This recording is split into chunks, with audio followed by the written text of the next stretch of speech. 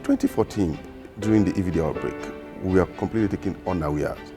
The surveillance system at that time was rudimentary. WHO was one of the partners that brought up with the idea of making sure we have the integrated surveillance and response system. So that was adopted. We are one of the first countries to adopt that.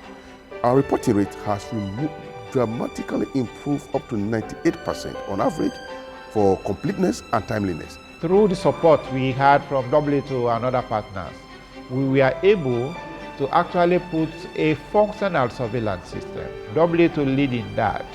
We said, okay, let us transform our system from a paper-based to an electronic system.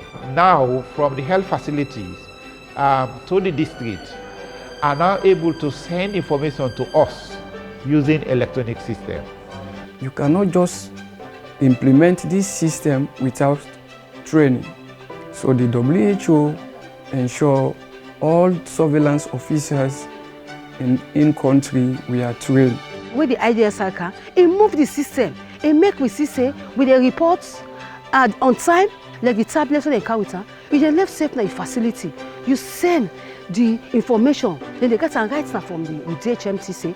Today, how many cases we get? We get measles, 1 case, malaria, 5 cases, COVID, we get 0, or we get 1. Then they make the surveillance officer, they move forward. Any also get cases above 1 or 2.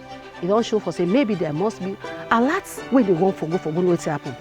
When the COVID struck in Sierra Leone, by then we are a little bit prepared.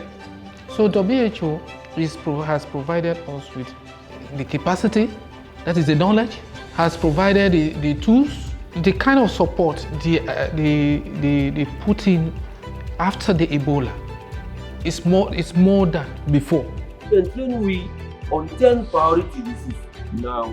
We don't know say measles outbreak, not to which people them are sick. When they transfer from one person to another, one begin they sick, they get fever, then in body they pull rash. Automatically we pick them, we send under the hospital. Akaka, Kladir, Kadi Fanfet, Akpantirani, Akokusle Kami, Amodo Mondo Hospital. Tioneso, Leone, Moeto Halico Eneso. Gambia district share one of the longest border with Guinea, very porous, only one man out of 92 crossing points. We only have one that is manned by authorities. We have been working with the Guineans, having cross-border coordination meetings. We have formed a very good union between the two countries.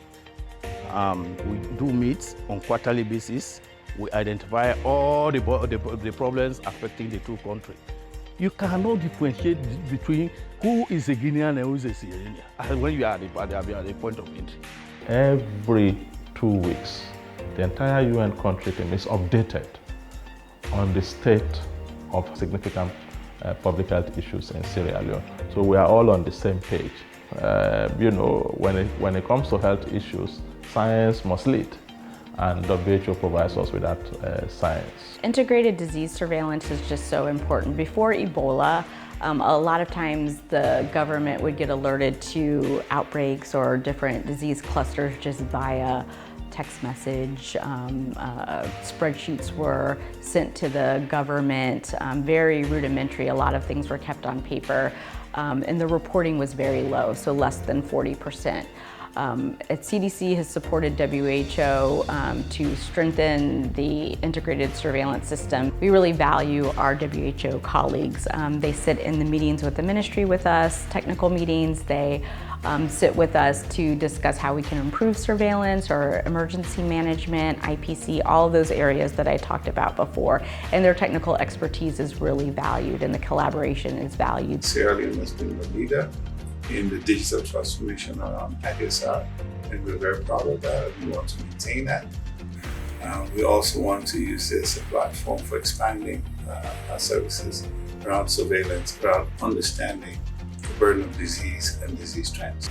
So what we see the WHO today is a much more nimble, a much more responsive institution, much more engaging institution, an institution that's focused on prevention, let's focus on active engagement around early warning systems, trigger systems, preparedness, and effective response.